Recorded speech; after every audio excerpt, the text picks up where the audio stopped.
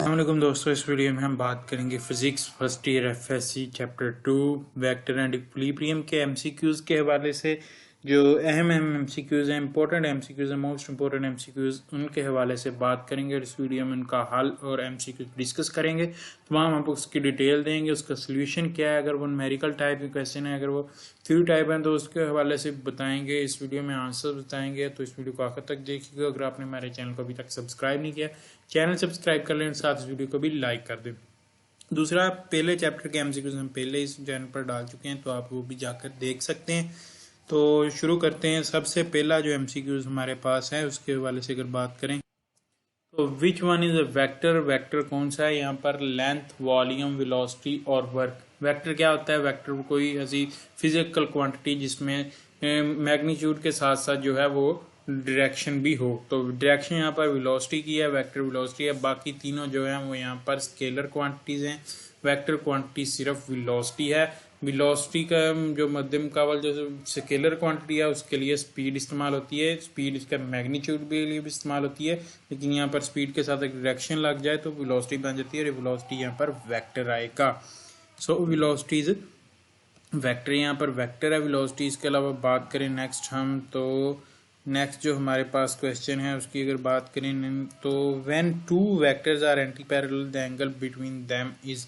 जब दो वेक्टर जो हैं वो एंटी पैरेलल यानी मुखालिफ विमत में हो तो उसका एंगल क्या बनेगा? सिंपल सी बात है 180 डिग्री। यहाँ पर आंसर आएगा 180 डिग्री। अच्छा, जीरो कब आएगा? जब दोनों पैरेलल हों। वेक्टर 90 कब आएगा? जब परपेंडिकुलर हों। तो 270 भी इसी सूरत में आएगा जब एक नेगेटिव में हो तो दूसरा पॉजिटिव में हो और परपेंडिकुलर हो। आगे बात करें, direction of vector in space is specified by three angle x y z के लॉन्ग। जो तीन एंगल होते हैं, तीनों एक्सिस के लॉन्ग है जो, तो उसके लिए डायरेक्शन ऑफ वेक्टर जो है स्पेसिफाई की जाती है तीन एंगल से। If both components of vector are negative then the resultant lies in quadrant का क्वेश्चन है। तो आपके साथ ये जो है पिक्चर शेयर कर दी गई है बुक से, तो आप देख सकते हैं कि दोनों नेगेटिव हैं तो जो क्वाड्रेंट बनेगा वो थर्ड क्वाड्रेंट होगा। जैसा कि आप देख सकते हैं कि अगर दोनों पॉजिटिव हो तो पहला क्वाड्रेंट, अगर एक पॉजिटिव एक नेगेटिव हो तो वो बनेगा दूसरा और चौथा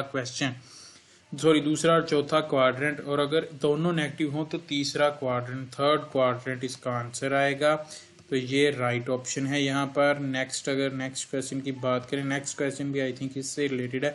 if the in which quadrant the rectangular component of A vector have same sign both first and third, इसका आएगा क्योंकि जैसे कि आपको पहले बता चुके हैं कि फर्स्ट में जो है दोनों पॉजिटिव होते हैं जबकि थर्ड में जो है वो दोनों नेगेटिव होते हैं। तो ये इसका आंसर है। नेक्स्ट जो क्वेश्चन है वो भी इसी से रिलेटेड है कि अगर x component of vector is positive and y component is negative then the resultant जो है वो किस में होगा? तो ये फोर्थ क्वाड्रेंट बनेगा। आप ऊपर जाकर देख सकते हैं x जो है वो पॉजिटिव है और y नेगेटिव, तो ये फोर्थ क्वाड्रेंट, ये वाला क्वाड्रेंट जिस पर हमारा कर्सर आपको शो हो रहा है, ये फोर्थ क्वाड्रेंट बनेगा। तो ये था, इसका आंसर आ जाएगा फोर्थ क्वाड्रेंट। ये राइट ऑप्शन होगा फोर्थ। इसको क्लिक करते हैं, फोर्थ क्वाड्रेंट। नेक्स्ट अगर बात करें unit vector long Y axis के लॉन्ग यूनिट वेक्टर कौन सा आता है? तो आप देख सकते हैं आई लॉन्ग एक्स एक्सिस होता है, जे लॉन्ग वाई एक्सिस होता है और के यूनिट वेक्टर जो है वो लॉन्ग जी एक्सिस होता है। ये आप पिक्चर से भी देख सकते हैं। तो यहाँ पर आ जाएगा जे, आंसर आ जाएगा जे यूनिट जो है इसका यूनिट आ जाएगा, यूनिट वेक्टर आएगा। Body is in dynamic equilibrium only when it is at rest, moving with a variable velocity, moving with a uniform velocity, moving with a uniform acceleration, moving with a uniform velocity। तो dynamic equilibrium में कब होगी? जब moving with uniform velocity हो जाएगा। तो moving with uniform velocity, तो ये आ जाएगा इसका right option. Dynamic equilibrium at rest पे होगा तो स्टैटिक इक्विलिब्रियम होगा। वेरिएबल वेलोसिटी जब होगी तो ये कभी भी इक्विलिब्रियम पे नहीं होगा। यूनिफॉर्म एक्सेलरेशन जब होगा तो वेलोसिटी जो है वो जीरो हो जाएगी। तो ये इसका आंसर, राइट आंसर है moving with a uniform velocity. Uniform velocity से चल रही हो तो डायनेमिक, अगर रेस्ट पे हो तो static equilibrium. Mathematically unit vector is described as, तो इसका राइट ऑप्शन जो है वो ऑप्शन 3 है। थर्ड ऑप्शन सी ऑप्शन है। Unit hat A hat is equal to vector A over magnitude of A, ये इसका राइट ऑप्शन है। A force of, next question है, force of 10 newton is acting long x axis, its component long Y axis, y axis कौन component होगा, तो वो 0 Newton होगा। जब वो लग ही एक्स एक्सिस पे रही है तो वाई कंपोनेंट उसका जो है वो 0 होगा। ये सिंपल सा इसका आंसर है, ये कोई उसमें कोई दो राय नहीं है। जब एक्स एक्सिस के लॉन्ग एक लग रही है फोर्स, उसका 10 न्यूटन फोर्स है, तो उसका वाई लॉन्ग एक्सिस के लॉन्ग कंपोनेंट 0 हो जाएगा। Projection of A vector B over A, तो आ जाएगा इसका बी कॉस थीटा। जब इसका आएगा वेक्टर ए ओवर बी, तो तब आएगा ए कॉस थीटा। यहाँ पर ऑप्शन नंबर होगा बी, करेक्ट ऑप्शन होगा B cos theta. Vector B की ओवर ए प्रोजेक्शन है तो बी कॉस थीटा आ जाएगा। Direction of vector product is given by right hand rule, simple सा आंसर है, राइट हैंड रूल से उसकी डायरेक्शन को मापा जाता है। और आप ये जहाँ पर भी वेक्टर का आएगा क्वेश्चन, यहाँ पर उसका राइट हैंड रूल उसका दिया होगा। आप किसी भी चैप्टर में सेकंड ईयर में पढ़ेंगे, फर्स्ट ईयर में भी है, राइट हैंड रूल से उसकी डायरेक्शन मालूम की जाती है। Torque has zero value if the angle between R and F is equal to 0 होगा। 0 अगर होगा तो उसका क्या होगा कि जो आर और एफ का जो साइन थीटा है, साइन 0 जो है वो 0 हो जाएगा, तो इसका जो वैल्यू है वो 0 आएगी। आर एंड एफ के दरमियान अगर एंगल 0 है तो आंसर 0 आएगा। अगर 90 होगा तो मैक्सिमम टॉर्क आएगा। 0 जब होगा तो साइन थीटा साइन 0 0 होगा, तो टॉर्क 0 हो जाएगा। Cross product of vector will be minimum when the angle between the vector is cross product. Cross product में साइन थीटा आता है, साइन थीटा कहाँ पर 0 होता है, 0 डिग्री पर, तो 0 डिग्री जहाँ पर होगा तो वेक्टर का क्रॉस प्रोडक्ट वेक्टर का वो मिनिमम हो जाएगा, यानी 0 हो जाएगा। तो इसका राइट ऑप्शन है 0 डिग्री। मैक्सिमम कहाँ पर होगा, अगर मैक्सिमम का पूछते तो फिर 90 डिग्री आना था, और 0 डिग्री तब आएगा जब मिनिमम का क्वेश्चन किया। डायरेक्शन ऑफ ए टॉर्क, तो ये perpendicular to the plane of plane containing R and F होगा। ये बात यहाँ से भी आप नोट कर सकते हैं कि साइन थीटा है तो साइन थीटा वहाँ पर आएगा जब परपेंडिकुलर होगा, तो यहाँ पर plane perpendicular to the plane containing R and F direction होगी टॉर्क की। If the position vector R और force F are in the same direction then the torque will be minimum होगा। तो साइन थीटा जो है वो minimum होगा, same direction में 0 आ जाएगा, तो मिनिमम 0 आ जाएगा। Direction of A torque can be found by, ये आपको पहले बता चुके हैं, टॉर्क एक वेक्टर क्वांटिटी है तो वेक्टर का राइट हैंड रूल से मालूम करते हैं, तो टॉर्क का भी राइट हैंड रूल से ही मालूम करेंगे। At which angle the two vector of the same magnitude have to be oriented if they have are to be combined to give a resultant equal to vector of the same magnitude. यानी यहाँ पर क्या क्या कहा गया है कि ऐसा है कौन सा एंगल है जहाँ पर दो वेक्टरों को ओरिएंट करें, यानी दो वेक्टर ऐसे कौन से एंगल पर हैं कि उनका जो रिजल्टेंट वेक्टर है उसकी भी सेम मैग्नीट्यूड आए। तो यहाँ पर ऑप्शन है 45, 90 डिग्री, 120 और 180। यहाँ पर आपको नीचे उसका हल दिया गया है। राइट ऑप्शन जो है 120 है, यहाँ पर 120 degree is the right option. तो इसको आप क्लिक करेंगे, इसका आपको इसके बाद बताते हैं इसका हल क्या है, यानी इसका सोल्यूशन क्या है यहाँ पर दिया गया। तो इसके वाले से अगर इसकी बात करें तो आप देख सकते हैं कि let f1 and f2 are two vectors whose magnitude are same, यानी f1 और f2 कंसीडर कर लें, दो वेक्टर जिनकी मैग्नीट्यूड सेम है, और f एक रिजल्टेंट वेक्टर है, तो फार्मूला लगाएंगे रिजल्टेंट का, r is equal to f1 square plus f2 square plus 2f1 f2 cos theta और का स्केयर रूट आएगा। तो यहाँ पर using f1 is equal to f2 is equal to f, यानी तीनों एक बराबर हैं। तो यहाँ पर आप देख सकते हैं कि अगर एंगल 120 पुट करेंगे cos 120 माइनस 1/2 आएगा, तो 2f2 plus 2f square plus 2f square into minus 1/2, ये 2 से कट जाएगा, और 2f square minus f square, तो यहाँ पर रह जाएगा f स्केयर अकेला रह जाएगा। f स्केयर का स्केयर लेंगे तो f आ जाएगा जो रिजल्टेंट के बराबर होगा। तो यहाँ पर सिंपल सी बात है, कंसीडर हो गया कि जो थीटा है वो 120 आएगा, तो जो वो रिजल्टेंट होगा उसकी मैग्नीट्यूड भी वेक्टर के इक्वल होगी। if the line of action of force passes through the axis of rotation of the region then the torque is 0 आ जाएगा। यहाँ पर ये सिंपल सी बात है, पहले भी हो चुका है ये सवाल, उसी की तर्ज पर है, जैसा कि अगर उनके दरमियान एंगल 0 है तो टॉर्क जो है वो मिनिमम आएगा, यानी 0। यहाँ पर जो ये है कि फोर्स और जो वेक्टर है आर उसके दरमियान जो एंगल वो 0 हो जाएगा, तो जो है रिजल्टेंट वो भी 0 हो जाएगा। Magnitude vector can never be positive and negative at the same time नहीं हो सकती, ये इसका राइट ऑप्शन है। पॉजिटिव हो सकती है, नेगेटिव हो सकती है, पॉजिटिव एंड नेगेटिव नहीं हो सकती। Minimum number of unequal forces whose resultant will be 0। Unequal forces अगर होंगी तो 3 होगा इसका आंसर। तो अगर यहाँ पर इक्वल फोर्सेस आ जाता, यहाँ पर अनइक्वल फोर्सेस लिखा है तो फिर राइट ऑप्शन होना था 2, क्योंकि अगर उनको अनपैरेलल जो है वो कर लें, सेम फोर्सेस हों तो अनपैरेलल उसको कर दें, यानी अनपैरेलल उनको कंसीडर करें तो फिर जो है 180 डिग्री पे उनका रिजल्टेंट जो है 0 आ जाएगा यहाँ पर। लेकिन अनइक्वल फोर्सेस है तो इसका राइट ऑप्शन होगा 3, यानी मिनिमम नंबर ऑफ 3 अगर अनइक्वल फोर्सेस होंगी तो उनका रिजल्टेंट 0 हो सकेगा।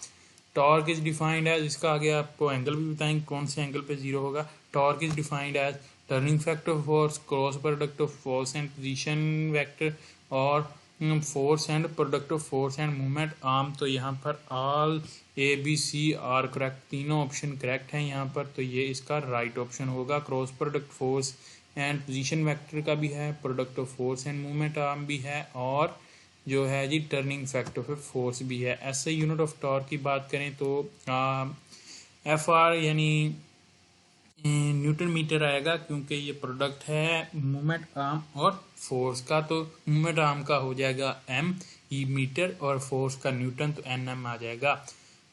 आगे नेक्स्ट अगर बात करें, body will be in complete equilibrium, जब दोनों अगर इक्विलिब्रियम की कंडीशन सेटिस्फाइंग होंगी तो बॉडी जो है वो कंप्लीट इक्विलिब्रियम में होगी। जो फर्स्ट अगर होगी तो उसका होगा, फर्स्ट का एक लहदा है वो ट्रांजिशनल इक्विलिब्रियम में होगी अगर फर्स्ट कंडीशन सिर्फ होगी सेटिस्फाई, तो अगर सेकंड कंडीशन होगी तो रोटेशनल, अगर दोनों एक टाइम पे होंगी फर्स्ट एंड सेकंड तो फिर जो है वो कंप्लीट इक्विलिब्रियम में होगी। If a body is at rest then it will be at static equilibrium, ये आपको पहले बता चुके हैं। If a body is at rest then it will be at static equilibrium. तो ये तमाम आपको बता दी। डायनामिक इक्विलिब्रियम में कब होगी, जब एट अ यूनिफॉर्म वेलोसिटी होगी। ट्रांजिशनल इक्विलिब्रियम जब first condition of equilibrium applicable होगी, और यानी जब जो है एक्सेलरेशन 0 हो जाएगा, और अगर रोटेशनल एक्सेलरेशन 0 होगा तो फिर रोटेशनल इक्विलिब्रियम में होगी जब वो यूनिफॉर्म रोटेशनल वेलोसिटी के साथ मूव कर रही होगी। For a body to be in complete equilibrium rotational acceleration और एक्सेलरेशन दोनों 0 होने चाहिए। ए ऑप्शन जो है वो करेक्ट है। Sigma F is equal to 0 first equilibrium की condition, sigma torque is equal to 0 तो सेकंड इक्विलिब्रियम। यह दोनों जब कंप्लीट की बात आ गई तो दोनों कंडीशनें होनी चाहिए, और यहाँ पर एक्सेलरेशन और रोटेशनल एक्सेलरेशन दोनों तरह का एक्सेलरेशन 0 होने चाहिए। Magnitude of rectangular components are equal if its angle with the x axis is, magnitude of rectangular component are equal, यहाँ पर आंसर जो है वो 45 डिग्री है। A x is equal to A cos 45 degree, A over 45 cos 45 की 1/2 square है, 2 under root है, तो ये इसकी वैल्यू पुट करेंगे यहाँ पर, तो simple A x is equal to A y आ जाएगा। तो यहाँ पर 45 degree is the correct answer, यानी 45 डिग्री अगर करेक्ट दो रेक्टेंगुलर कंपोनेंट्स में एंगल होगा तो उनकी मैग्नीट्यूड जो है वो सेम होगी। नेक्स्ट अगर बात करें, resultant of two forces of equal magnitude is also equal to the magnitude of the force. ये आपको पहले जैसे बताया था कि एंगल क्या होगा, तो angle between the two forces होगा 120, यानी अगर दो फोर्सेस इक्वल मैग्नीट्यूड की हैं तो उनका रिजल्टेंट भी फोर्सेस के रिजल्टेंट का मैग्नीट्यूड भी, रिजल्टेंट फोर्स जो है उसका मैग्नीट्यूड भी उसके टू फोर्सेस के बराबर है, तो उसके एंगल कितना होना चाहिए 120 is the right option. Next आगे आप देख सकते हैं इसका जो है वो आपको बताया गया है, उसका हल सोल्यूशन बताया गया। Let F be the magnitude of each of the vector as well as its resultant using parallelogram law, F is equal to F square plus F square plus 2f square cos theta. तो cos theta is equal to -1/2 120 cos 120 की यहाँ पर value put करेंगे -1/2, तो उसका जो है वो सिंपल सान 120 आ जाएगा। -1/2 करेंगे तो 2f² माइनस हो जाएगा यहाँ पर f², तो पीछे बचेगा f², f² का अंडर रूट लेंगे तो f आ जाएगा, f = f, तो उसके बराबर आ जाएगा 120 is the right option. The magnitude of a dot and cross product of two vector are 6√3 and 6 respectively, the angle between them will be 0 होगा, 30 होगा, 45 होगा, 60 होगा। अब इसके दरमियान एंगल कितना होगा? 60 डिग्री एंगल होगा। इसका राइट ऑप्शन ये है, पहले इसे क्लिक कर लेते हैं, बाद में आपको बताते हैं कि एंगल कैसे, ये इसका आंसर ये बना। क्या कह रहा है जी? क्रॉस प्रोडक्ट और डॉट प्रोडक्ट की उसने वैल्यू दे दी है, दो में लिए हैं उसने वेक्टर से, डॉट प्रोडक्ट है 6√3 और क्रॉस है 6 रिस्पेक्टिवली। तो अकॉर्डिंग टू द क्वेश्चन जो है उसके जो है डॉट प्रोडक्ट की जो है क्रॉस प्रोडक्ट की मैग्नीट्यूड जो है वो is equal to √3 into dot product की magnitude. Expanding the vector and the dot product A B sine theta is equal to 3 into A B cos theta.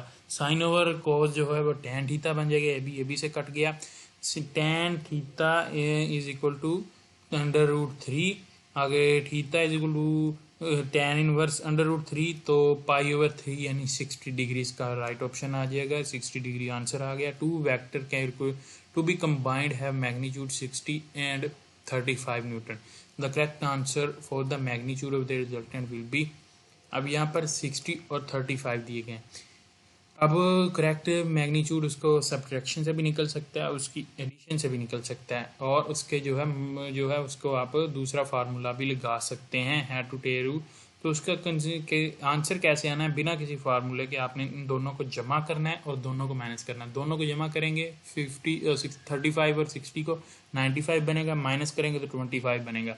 अब इन दोनों के 25 और 95 के दरमियान जो वैल्यू आंसर्स में होगी वो इसका राइट ऑप्शन होगा, जो इससे बाहर होगी वो करेक्ट ऑप्शन नहीं होगा। 15, 20 और 100 इससे बाहर है, तो 70, 95 और 25 के दरमियान है, तो ये इसका राइट ऑप्शन होगा। 70 क्लिक कर देंगे यहाँ पर। नेक्स्ट आगे, इसके अलावा नेक्स्ट आगे बढ़ें, नेक्स्ट क्वेश्चन की जाने, क्वेश्चन थोड़े ही रह गए हैं। तो magnitude of a cross product and dot product of two vector are equal, the angle between them is कितना होगा? 45 डिग्री। लास्ट क्वेश्चन था आई थिंक ये इस यूनिट का, 45 डिग्री। अब यहाँ पर कौन सा फार्मूला लगता है? पहले 45 डिग्री आपको आंसर बताया। दोनों का जो है क्रॉस प्रोडक्ट और डॉट प्रोडक्ट टू वेक्टर का सेम। अब इसका फार्मूला जैसे आपने ऊपर इसे किया यूज, ये वाला फार्मूला यहाँ पर a cross b, dot product की मैग्नीट्यूड क्रॉस प्रोडक्ट की मैग्नीट्यूड के बराबर आ जाएगी। साइन थीटा और cos theta is equal to 1 आएगा। tan theta is equal to 1 और इनवर्स tan इनवर्स 1 आएगा, तो वो 45 डिग्री बन जाएगा। 45 डिग्री यहाँ पर राइट ऑप्शन है। ये आपको बता दिया, फार्मूला आपने याद रखना है। तो यहाँ पर इस चैप्टर के जो है MCQs ख़त्म होते हैं। मेन फोकस हमारा यहाँ पर वेक्टर था। तो इंशाल्लाह MD-CAT में जैसे कि आपको पता है कि मेन फोकस MD-CAT का जो इक्विलिब्रियम और जो है कपल और टॉर्क होता है, इंशाल्लाह उसके लिए अलग से वीडियो लेकर आएंगे। तो उम्मीद करता हूँ आपको वीडियो पसंद आएगी। क्वेश्चन जो चैप्टर 2 के FSC और MD-CAT के रिलेटेड MCQs हैं ज़्यादातर वो हमने कंसीडर किए और उनको गो थ्रू किया है। उम्मीद करता हूँ आपको ये फार्मूले याद रहेंगे। इस तरह कोई भी अगर MCQs आएगा तो आप उसमें हल करने में कोई दिक्कत नहीं होगी। थ्योरी रिलेटेड भी MCQs हैं और न्यूमेरिकल रिलेटेड भी, थोड़े कंसेप्चुअल बेस भी। तो इन तमाम चीज़ों का आप रिव्यू करते हैं। तो उम्मीद करता हूँ आपको वीडियो पसंद आई। वीडियो पसंद आई तो इसे लाइक कीजिएगा, शेयर कीजिएगा। अगर आप हमारे चैनल पर नए हैं तो चैनल सब्सक्राइब कर लें और साथ वीडियो को भी लाइक कर दें। इस वीडियो में इतना ही, मिलते हैं कि नई वीडियो के साथ। अपना बहुत सारा ख्याल रखिएगा, दुआओं में याद रखिएगा। अल्लाह हाफिज़।